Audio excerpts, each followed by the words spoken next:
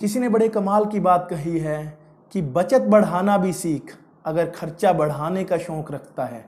ये दोस्त, यह वक्त है, अगर तुझे उठा सकता है तो गिराने का भी खौफ रखता है। हेलो फ्रेंड्स, मैं योगेश सुखीजा।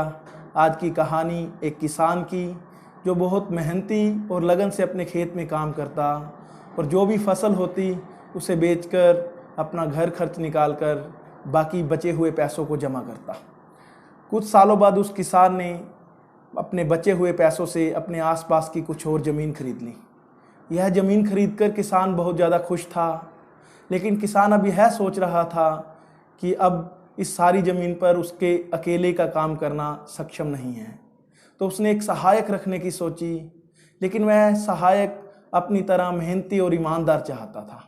तो उसने बहुत से लोगों से मिलना शुरू किया, अपने काम के बारे में बताना शुरू किया और अपने काम के बारे में कुछ प्रश्न पूछता, लेकिन उसे एक भी व्यक्ति ऐसा नहीं मिला जिससे वह संतुष्ट हो। वक्त बीतता गया, किसान को एक व्यक्ति और मिला।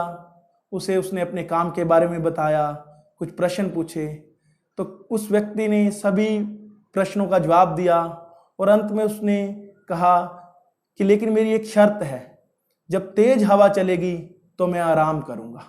तो किसान को यह बात समझ नहीं आई। किसान चुप रहा और उसने सोचा कि वक्त बीत रहा है, फसल खराब हो रही है, जो होगा देखा जाएगा, तो मैं इस व्यक्ति को रख लेता हूँ। तो उसने उस व्यक्ति को अपने साथ काम पर रख लिया। अब दोनों किसान और सहायक मिलकर खेत में काम करते, मेहनत करते और फसल उगाते। हर साल बहुत अच्छी फसल होती। एक रात बहुत तेज तूफान आया। किसान ने सोचा क्यों ना जल्दी जल्दी खेत जाकर सहायक के साथ मिलकर कुछ कटी हुई फसल है उसे इकट्ठा करके एक जगह ढक देते हैं और जो बाहर खुले में पशु बंधे हुए हैं उन्हें अंदर बांध देते हैं, ताकि तूफान के डर से वो पशु खुलकर फसल खराब ना कर दें। तो किसान भागा भागा सहायक के कमरे में पहुंचा तो उसने देखा कि सहायक आराम से सोया हुआ था। तो किसान सहायक पर गुस्सा होते हुए बोला कि कैसे मूर्ख इंसान हो, बाहर तूफान से सारी फसल खराब हो जाएगी और तुम यहाँ आराम से सोए हुए हो। तो सहायक ने जवाब दिया कि मैंने तो पहले ही कहा था कि जब तेज हवा चलेगी तो मैं आराम करूँगा।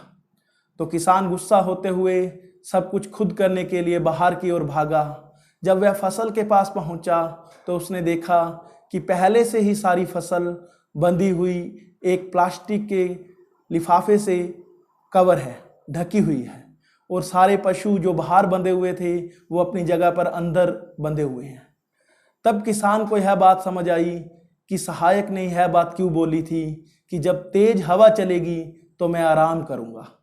तो दोस्तों, हमारी ज़िंदगी में भी कोरोना नाम की तेज हवा चल रही है, जिससे बहुत से परिवार चैन की नींद नहीं सो पा रहे हैं, परेशान हैं। बहुत से परिवार भूखे सो जाते हैं। मेरी इस वीडियो का मकसद किसी को ठेस पहुंचाना नहीं है, लेकिन हमें इस समय से एक सीख जरूर लेनी चाहिए कि हमारी कमाई चाहे बहुत कम है, लेकिन हमें कुछ ना कुछ भविष्य की आपदा के लिए बचत जरूर करनी है। और यही सीख हमें अपने बच्चों को भी देनी है, ताकि अगर भविष्य में कभी भी तेज हवा चले तो हम आराम से सो सकें। धन्यवाद। जय भारत, जय हिंद।